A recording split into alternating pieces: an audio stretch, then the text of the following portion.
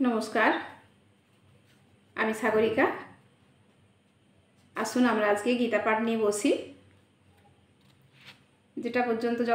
যতটা পর্যন্ত করেছিলাম ঠিক পড়েছিলাম, তারপর থেকে কিন্তু আজকে আমরা আবার পড়তে বসছি। কেমন? এখানে শ্রীকৃষ্ণ কি বলছে? হে পাণ্ডব, এভাবে তত্ত্বজ্ঞান লাভ করে তুমি আর মোহগ্রস্ত হবে না। কেননা এই জ্ঞানের দ্বারা তুমি দর্শন করবে যে সমস্ত জীবই আমার বিভিন্ন অংশ, অর্থাৎ তারা সকলেই আমার এবং তারা আমাতে অবস্থিত। তিনি কি বলছেন? যে তুমি কিন্তু আর এভাবে কিন্তু মোহগ্রস্ত আর হবে না। কেন হবে না? তিনি এটাই বোঝাতে চাইছেন যে সমস্ত জীবই আমার বিভিন্ন অংশ, অর্থাৎ তারা সকলেই আমার এবং তারা আমাতে অবস্থিত। তারা সবাই তো আমার, আবার সে আমার কাছে এসে পৌঁছে যাবে, আমার সঙ্গেই মিশে যাবে। হ্যাঁ, তুমি যদি সমস্ত পাপীদের থেকেও পাপিষ্ঠ বলে গণ্য হয়ে থাকো, তাহলেও এই জ্ঞানরূপ তরণীতে আহরণ করে তুমি দুঃখ সমুদ্র পার হতে পারবে। তোমাকে জ্ঞানরূপ তরণীতে আরোহণ করতে হবে, জ্ঞান বাড়াতে হবে। সেই জ্ঞানের তরণীতে তোমাকে উঠে এগিয়ে যেতে হবে, তবে তুমি এই দুঃখ সমুদ্র পার হতে পারবে। প্রবল রূপে প্রজ্বলিত অগ্নি যেমন কাষ্ঠকে ভস্মসাৎ করে দেয়, হে অর্জুন, তেমনি জ্ঞানাগ্নিও সমস্ত কর্মকে দগ্ধ করে ফেলে। প্রচণ্ড একটা আগুনের শিখা জ্বলছে ধাউ ধাউ করে, সেখানে কি হয়, একটা কাঠকেও সেটা ভস্মসাৎ করে দেয়, মানে ছাইয়ে পরিণত করে দেয়। হে অর্জুন, তেমনি জ্ঞান অগ্নিতে জ্ঞানাগ্নিও সমস্ত কর্মকে দগ্ধ করে ফেলে। যা কিছু কাজকর্ম করছো সব কিছু তোমার জ্ঞানের অগ্নিতে তুমি তাকে পুড়িয়ে ফেলো। এই জগতে চিন্ময় জ্ঞানের মতো পবিত্র আর কিছুই নেই। এই জ্ঞান সমস্ত যোগের পরিপক্ক ফল।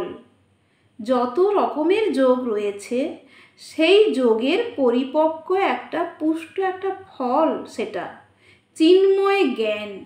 কেমন? সেটা এতই পবিত্র যে তার মতো পবিত্র আর কিছুই হয় না। ভগবত ভক্তি অনুশীলনের মাধ্যমে যিনি সেই জ্ঞান আয়ত্ত করেছেন, তিনি কালক্রমে আত্মার পরা শান্তি লাভ করেন। যিনি এই জ্ঞান অর্জন করতে পেরেছেন, তিনি একমাত্র শান্তি লাভ করতে পেরেছেন। কেমন? এই যে ভগবদ গীতার যে অনুশীলন করে, পড়াশুনো করে, জ্ঞান লাভ করে, এই জ্ঞান নিয়ে তুমি আগে জ্ঞানী হও, আগে বোঝার চেষ্টা করো। সব জ্ঞান যদি তুমি নিজে সংগ্রহ করতে পারো, সেই জ্ঞানটা অনুভব করতে পারো, বুঝতে পারো, তাহলে দেখবে যে এই জ্ঞানের মাধ্যমে তুমি অনেক সামনে এগিয়ে গেছো এবং শান্তি লাভ করছো। তোমার সবেতেই শান্তি পাবে তুমি। সংযত ইন্দ্রিয় এবং তৎপর হয়ে চিন্ময় তত্ত্ব জ্ঞানে শ্রদ্ধাবান ব্যক্তি এই জ্ঞান লাভ করেন। সেই দিব্য জ্ঞান লাভ করে তিনি অচিরেই পরা শান্তি প্রাপ্ত হন। তিনি এই দিব্য জ্ঞান লাভ করতে হবে। সেই দিব্য জ্ঞানে তুমি অচিরেই একটা শান্তি পাবে। অজ্ঞ ও শাস্ত্রের প্রতি শ্রদ্ধাহীন ব্যক্তি, যারা অজ্ঞ রয়েছেন, যাদের জ্ঞান বুদ্ধি নেই, অজ্ঞ ব্যক্তি এবং শাস্ত্রের প্রতি শ্রদ্ধাহীন ব্যক্তি কখনোই ভগবত ভক্তি লাভ করতে পারে না। সন্দিগ্ধ চিত্ত ব্যক্তি ইহলোকে সুখভোগ করতে পারে না। যাদের মনের মধ্যে সন্দেহ থাকে, মন বলছে এই যে ইহলোকে আমরা যে সুখ ভোগগুলো করছি, তার মধ্যে যাদের সন্দেহ রয়েছে, শাস্ত্রের প্রতি শ্রদ্ধা যাদের নেই, যারা অজ্ঞ, যাদের সেই জ্ঞান নেই, তারা কিন্তু ইহলোকে সুখ ভোগ করতে পারে না এবং পরলোকেও সুখ ভোগ করতে পারে না। অতএব হে ধনঞ্জয়, যিনি নিষ্কাম কর্মযোগের দ্বারা কর্ম ত্যাগ করেন, জ্ঞানের দ্বারা সংশয় নাশ করেন এবং আত্মার চিন্ময় স্বরূপ অবগত হন, তাকে কোনো কর্মই আবদ্ধ করতে পারে না। কোনো কাজ তাকে আবদ্ধ করে আটকে রাখতে পারে না, যার মধ্যে নিষ্কাম কর্মযোগের দ্বারা কর্ম ত্যাগ করতে পারেন এবং জ্ঞানের দ্বারা সংশয় নাশ করতে পারেন। আত্মার চিন্ময় স্বরূপ অবগত যারা হন, তাকে কোনোভাবে কোনো কর্মই আবদ্ধ করে রাখতে পারে না। অতএব হে ভারত, তোমার হৃদয়ে যে অজ্ঞানপ্রসূত সংশয়ের উদয় হয়েছে, তা জ্ঞানরূপ খড়গের দ্বারা ছিন্ন করো। যে অজ্ঞানতার মাধ্যমে যে সংশয়, যে দুশ্চিন্তা, যে ভয়, যে যে যে কোশ্চেন, যে প্রশ্ন তোমার মনের মধ্যে অজ্ঞানতার জন্যেই যে প্রশ্নগুলো তোমার মধ্যে উঠে এসেছে, সেগুলোকে জ্ঞানরূপ খড়গের দ্বারা ছিন্ন করো। যোগাশ্রয় করে যুদ্ধ করার জন্য উঠে দাঁড়াও। যোগী ব্যক্তিরা, মানে জ্ঞানী ব্যক্তিরা যারা ধ্যান করেন, তারা যোগের মাধ্যমে সব কিছু চোখ বন্ধ করে বুঝতে পারেন, ভাবতে পারেন, সবটাই তারা স্বচ্ছভাবে দেখতে পারেন। কেমন? সেই যোগী ব্যক্তিদের মতো করে যোগে আশ্রয় করে যুদ্ধ করার জন্যে উঠে দাঁড়াও। কেমন?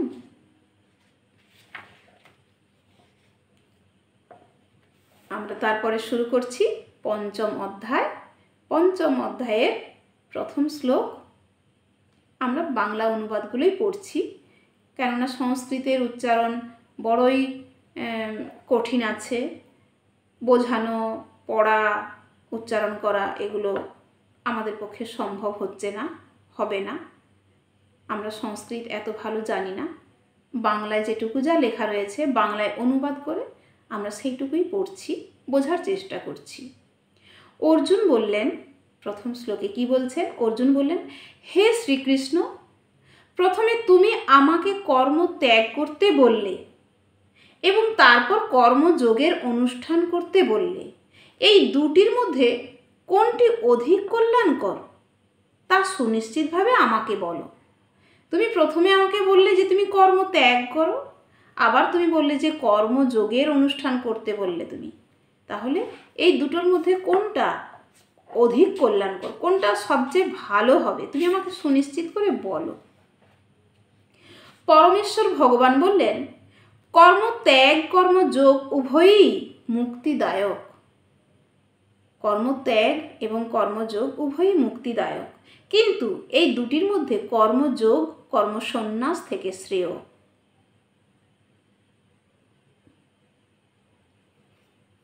তাহলে কর্মযোগটাই শ্রেয়। কর্মসন্ন্যাস মানে কর্ম থেকে যারা হাত গুটিয়ে নিয়েছে বা ছেড়ে দিয়েছে, বাদ দিয়েছে, তাদের থেকে অনেক বেশি শ্রেয়। কেমন? হে মহাবাহ, যিনি তার কর্মফলের দ্বারা প্রতিদেশ বা আকাঙ্ক্ষা করেন না, তাকেই নিত্য সন্ন্যাসী বলে জানবে। যিনি তার কর্মফলের প্রতি কোনো আকাঙ্ক্ষাও অনুভব করছেন না এবং বিদ্বেষ বা দ্বেষ করেন না, রেগে থাকেন না, ক্ষুব্ধ হয়ে থাকেন না, তাকেই নিত্য সন্ন্যাসী বলে জানবে।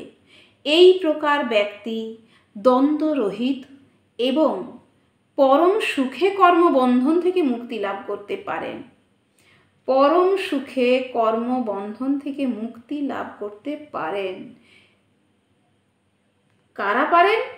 যারা কর্মফলের প্রতি কোনো আকাঙ্ক্ষা পোষণ করেন না এবং বিদ্বেষ পোষণও করেন না। তাহলে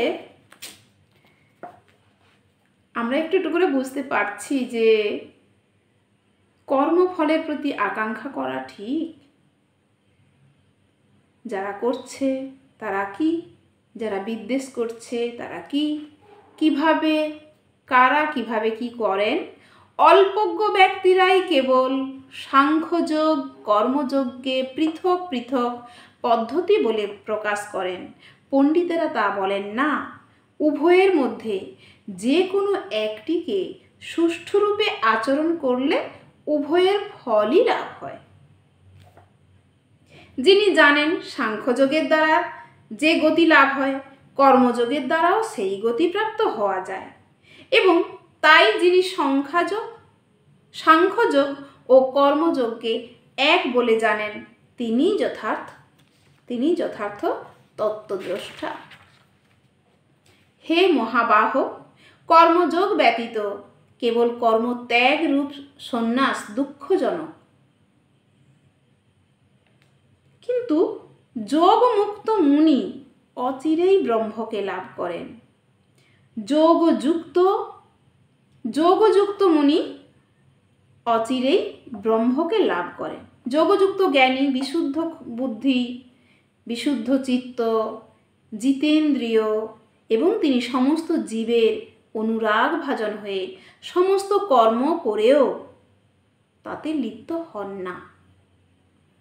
যোগযুক্ত জ্ঞানী, যোগে যারা যুক্ত হয়ে থাকেন যে সমস্ত জ্ঞানী ব্যক্তিরা, সেই জ্ঞানী বিশুদ্ধ বুদ্ধি, তাদের জ্ঞানী ব্যক্তি, তাদের বুদ্ধি বিশুদ্ধ, চিত্ত একেবারে বিশুদ্ধ, এবং জিতেন্দ্র সমস্ত ইন্দ্রিয়কে তারা জিতে নিয়েছেন। তিনি সমস্ত জীবের অনুরাগ ভাজন, সমস্ত রকমের জীবের অনুরাগ ভাজন হয়ে সমস্ত কর্ম করেও তাতে লিপ্ত হন না। সমস্ত রকমের জীবের দ্বারা তিনি অনুরাগ ভাজন হচ্ছেন। তার শুদ্ধ চিন্তা, তার শুদ্ধ চিত্ত এবং সমস্ত ইন্দ্রিয়কে তিনি জয় করেছেন।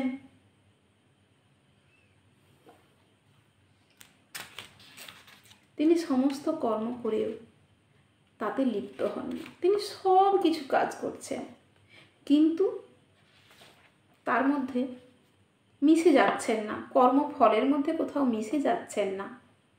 চিন্ময় চেতনায় অধিষ্ঠিত ব্যক্তি দর্শন, শ্রবণ, স্পর্শ, ঘ্রাণ, ভোজন, গমন, নিদ্রা, নিঃশ্বাস আদি ক্রিয়া করেও সর্বদা জানেন যে প্রকৃতপক্ষে তিনি কিছুই করছেন না।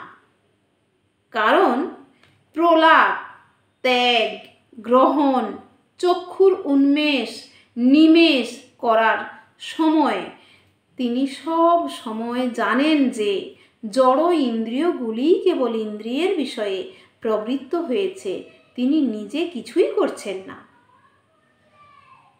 তিনি আমাদের এই যে জড় জগতের যে দর্শন, শ্রবণ, স্পর্শ, ঘ্রাণ, ভোজন, এই যে জিনিসগুলো আছে, গমন আছে, নিদ্রা আছে, নিঃশ্বাস আদি ক্রিয়া রয়েছে, সেই সমস্ত কিছু সর্বদা সব কিছুই জানেন, সেই ক্রিয়া করেও সেই সমস্ত ক্রিয়াও করছেন, কিন্তু তিনি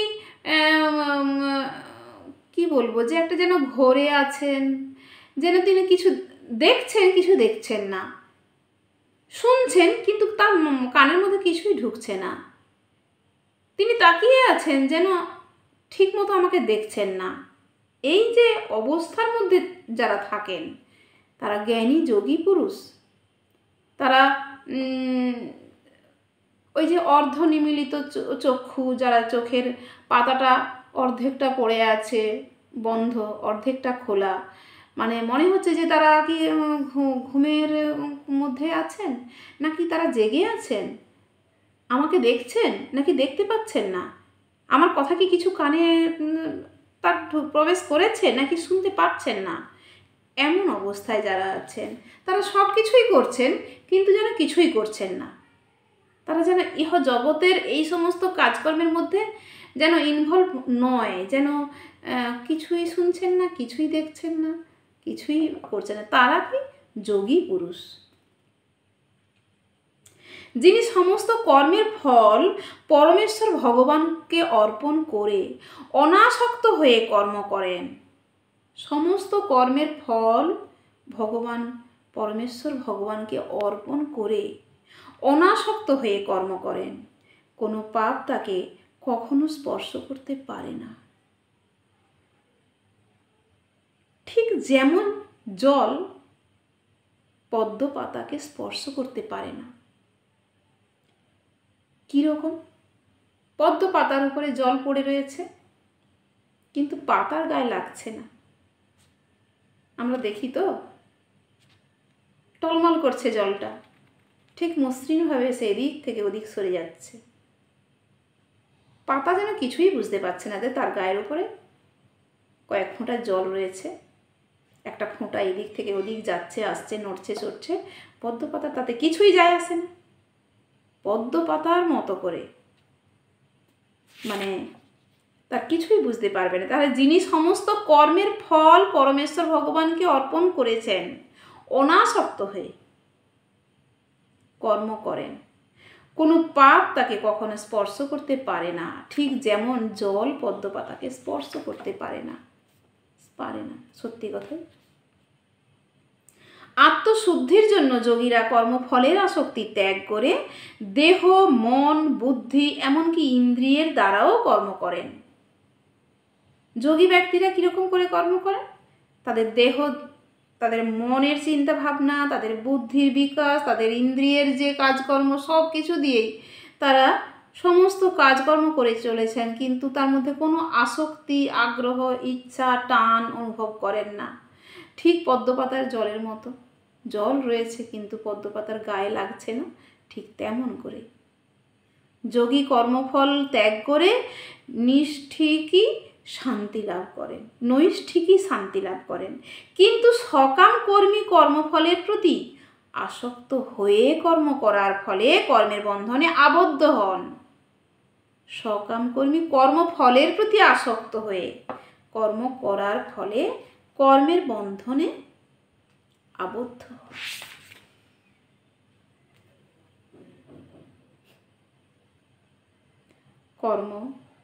কর্মফল, কর্মের বন্ধন, আসক্তি, আবদ্ধ হয়ে থাকা, একটু একটু করে সব আমাদের বুঝতে হবে। আমরা শুনছি, আমরা জানছি। বাহ্যে সমস্ত কার্য করেও মনের দ্বারা সমস্ত কর্ম ত্যাগ করে জীব নবোদ্বার বিশিষ্ট দেহরূপ গৃহে পরম সুখে বাস করতে থাকেন। কিন্তু তিনি নিজে কিছুই করেন না এবং কাউকে দিয়েও কিছু করান না। বাহ্যে সমস্ত কার্য করেও বাইরের দিকে বাইরের বাহ্যিক জগতের সঙ্গে সব কিছু কাজ করছেন, কিন্তু মনের দ্বারা সমস্ত কর্ম ত্যাগ করে জীব নবোদ্বার বিশিষ্ট দেহরূপ গৃহে পরম সুখে বাস করতে থাকেন। তিনি নিজে কিছুই করেন না এবং কাউকে দিয়েও কিছু করান না।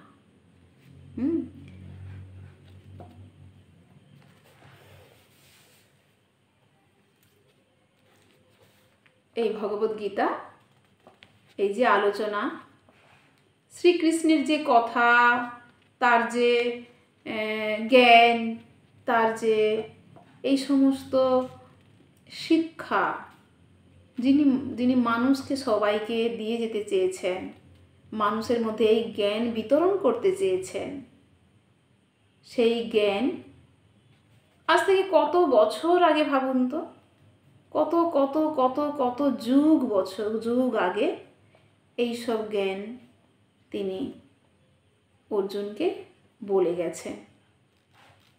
প্রত্যেকটি কথা ভেবে দেখুন, বোঝার চেষ্টা করুন, আমরা কোথায় আছি। আমরা কোথায় আছি? ঈশ্বর কত জ্ঞানী, কত জ্ঞান তার মধ্যে, তিনি কতভাবে কত রূপে কিভাবে কি করলে কিভাবে কি হয় না হয় সমস্ত কিছু বোঝানোর চেষ্টা করেছেন, সবাইকে সঠিকভাবে রাস্তা দেখানোর চেষ্টা করেছেন। সেই উদ্দেশ্যে তিনি অর্জুনকে সমস্ত কথা বলে গেছেন, যে কথাগুলি আজ এই বইয়েতে লিপিবদ্ধ হয়ে আছে।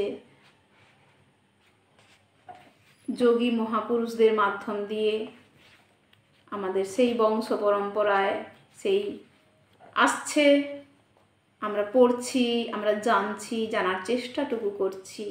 আমরা অতি সাধারণ মানুষ, আমাদের জ্ঞান বুদ্ধি বিচার ক্ষমতা অতি তুচ্ছ, কিন্তু আমরা জ্ঞানের পিপাসা নিয়ে বসেছি। আমরা জানতে চাই, আমরা শুনতে চাই শ্রীমদ্ ভগবদ গীতার মধ্যে কি রয়েছে, কি বলেছেন, কোন কথায় তিনি কি উত্তর দিয়েছেন, আর তার কি মানে, তার কত অর্থ, কতভাবে তিনি বুঝিয়েছেন। আমরা সেইগুলো শুনছি, জানছি একটু একটু করে। আজ তাহলে এই পর্যন্ত থাক। সবাই ভালো থাকুন, সবাই সুস্থ থাকুন। ঈশ্বর ভগবান সবাইয়ের মঙ্গল করুক, সবাইয়ের মঙ্গল করুন, সবাইয়ের মাথার উপরে তার অপার করুণা ঝরে পড়ুক। হরে কৃষ্ণ, হরি বল, হরি বল।